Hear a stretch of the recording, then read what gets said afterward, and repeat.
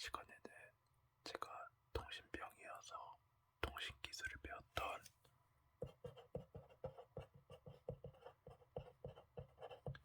통신학교 얘기를 했었는데 여기서부터 얘기를 할게요.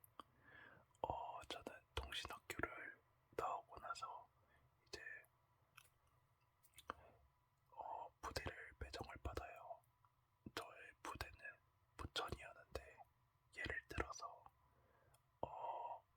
부천이라고 하면은 그 부대를 배정받은 그 통신교육을 받은 친구들끼리 모여서 이제 출발을 하게 됩니다. 출발을 해서 부천에도 부대가 여러 개 있는데 그 부대에 배정받은 애들끼리 이제 몇 명씩 내리면서 이제 부대 근무를 하는 그런 시스템이에요. 그래서 저는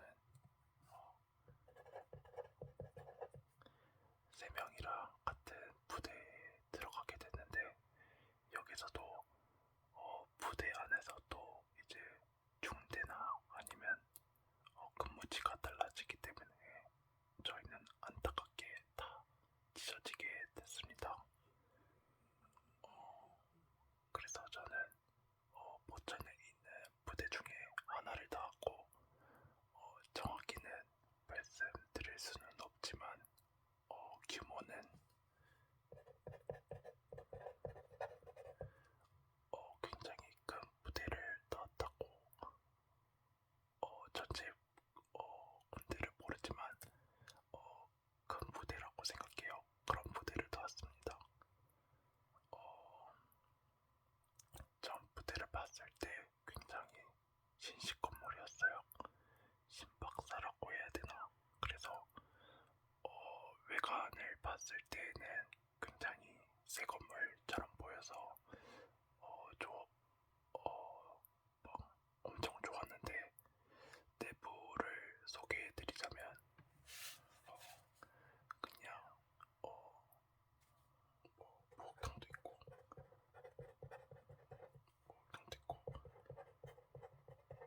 화장실도 있고 생활관도 있고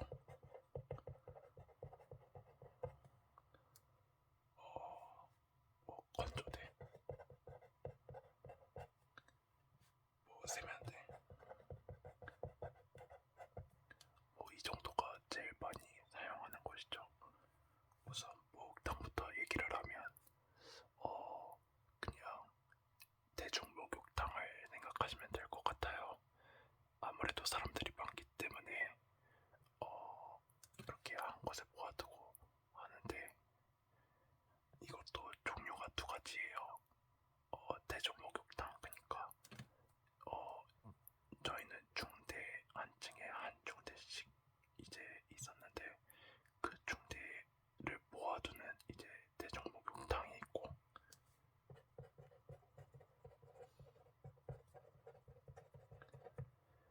그 다음에 중대마다 각 층마다 샤워실이 있습니다.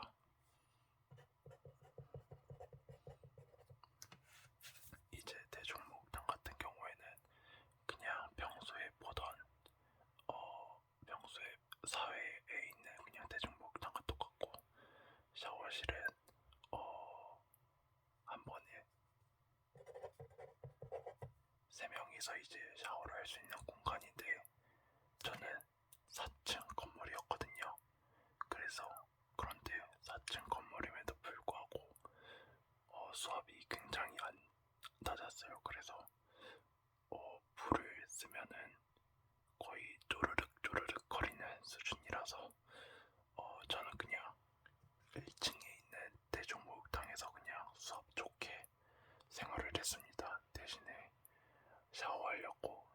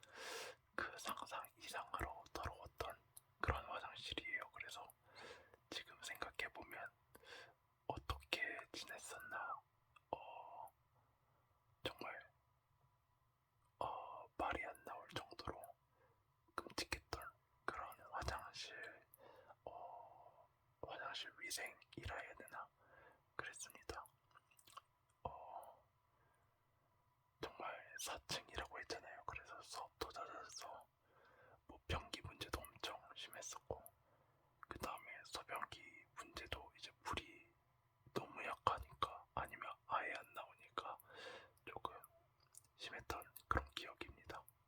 화장실은 너무 더러웠으니까 이쯤에서 하고, 그 다음에 생활관은 논산훈련소랑 동신학교랑은 달리 이제 침대 생활관이었어요. 그래서 생활관이 넓은 생활관이 있고 작은 생활관이 있는데, 이제 작은 생활관은 침대가 6개고 큰 생활관은 8개 이렇게 해서 하고, 그 다음에 여러분들이 그냥 유튜브 같은 데에서 보시던 생활관하고 똑같습니다. 생활관은 그냥 그랬다. 그리고 건조대하고 뭐 세면대에는 그냥 소소했던 곳인데, 저희는 세탁기가 저희는 80명 규모거든요. 80명 규모인데 세탁기가 6대가 있었어요. 그래서 굉장히 빨래를 하기 힘든 구조였어요. 그래서 막 쉰 시간에 대기 타서 막 하고, 빨래 세탁기 옆에 막 빨래 바구니 순서 이렇게 해가지고 이렇게 놓고 그랬어요. 그리고 건조대는 그냥 있는 거고, 건조기 있잖아요. 그 그냥 기계, 그거는 2대여가지고 이거는 진짜 쓰기 진짜 어려웠어요. 어떻게 80명 있는데 건조대가 2개만 있는지도 의문이었지만, 이거를 건의를 드렸는데도 이거 군대에서 편성된 그 인원수에 따른 건조대 개수이다라고 얘기를 해서 조금 건조하는 거는 그냥 건조대를 이용했던 경험이 있습니다. 그리고 PX 얘기를 해볼게요. PX는 제가 근무했던 곳 중에서는 제일 작았던,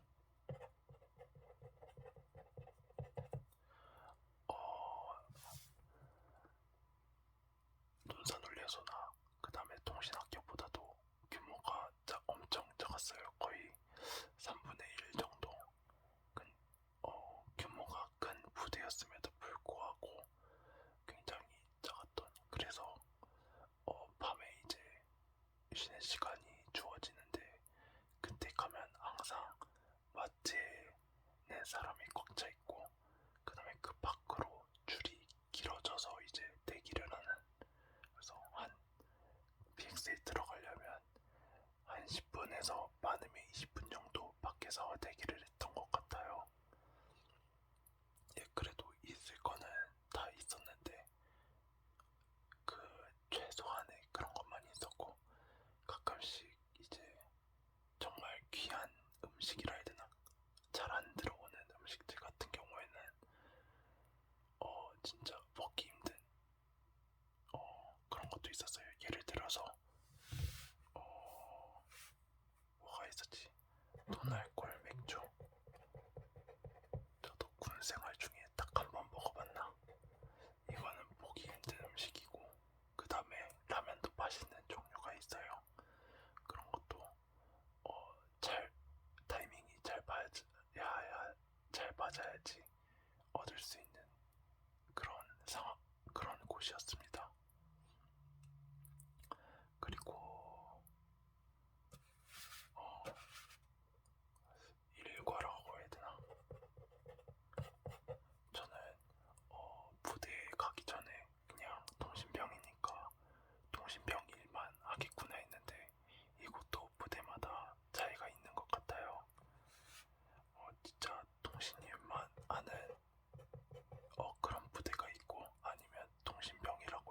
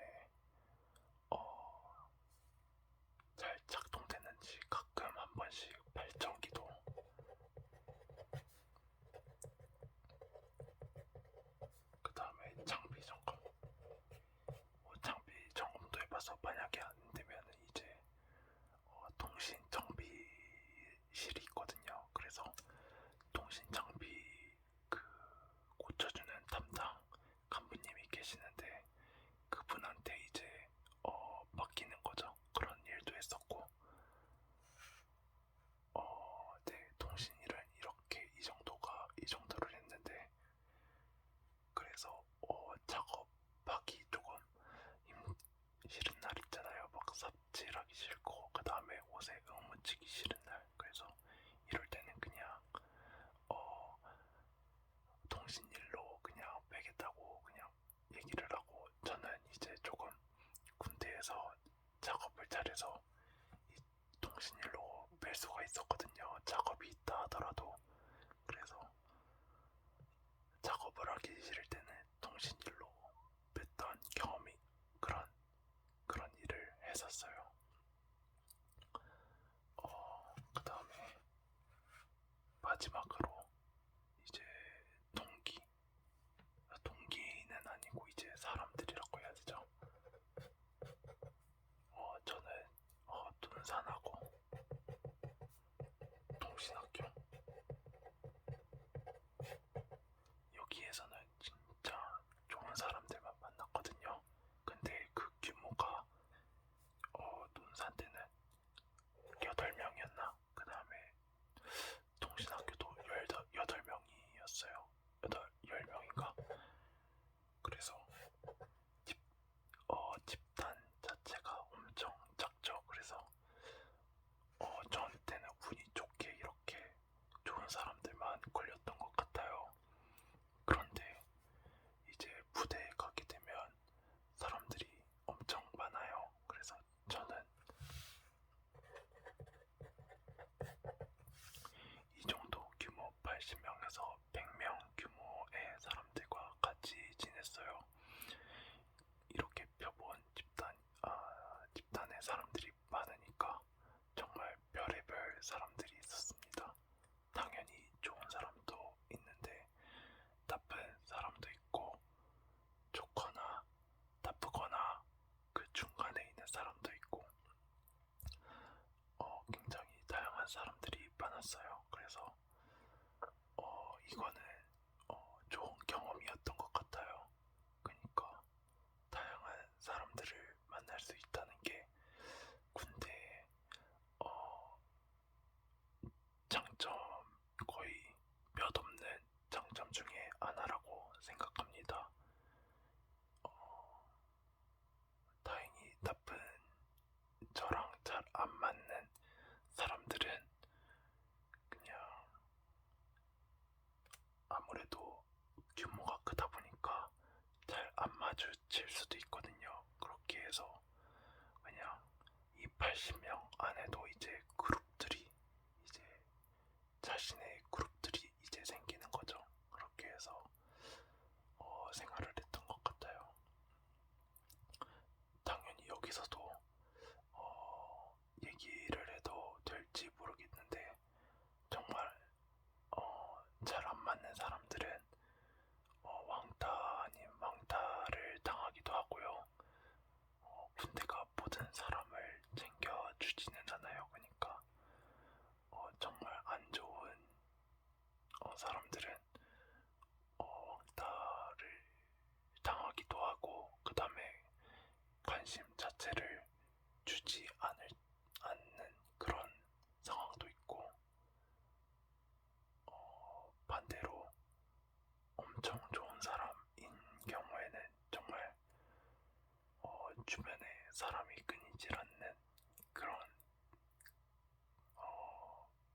그런 사람도 있고, 아무튼 그렇습니다.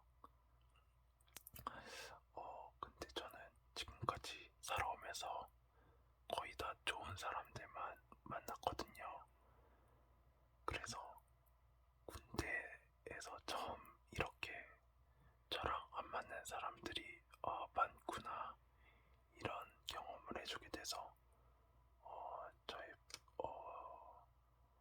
이제 부대의 경험은 그래도 값진 경험이었다고 생각합니다. 그리고 말씀드릴 게 더 있나? 더 있을까요? 궁금한 게, 이제 뭐 하루 일과라든지 뭐 어떤 훈련을 받았고, 뭐 감기, 뭐 그런 것도 뭐 궁금해 하실 텐데, 너무 길어지게 되면은 여러분들이 보시기에는 지루할 수도 있어서 더 자세한 거는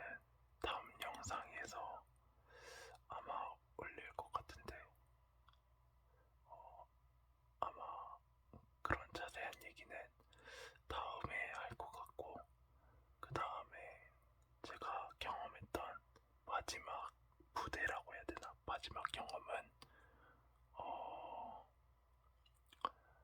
파견이에요. 파견. 그러니까 원래 저는 포천에 있는 곳에서 근무를 했다고 하는데 파견을 가끔씩 갈 때가 있어요. 그래서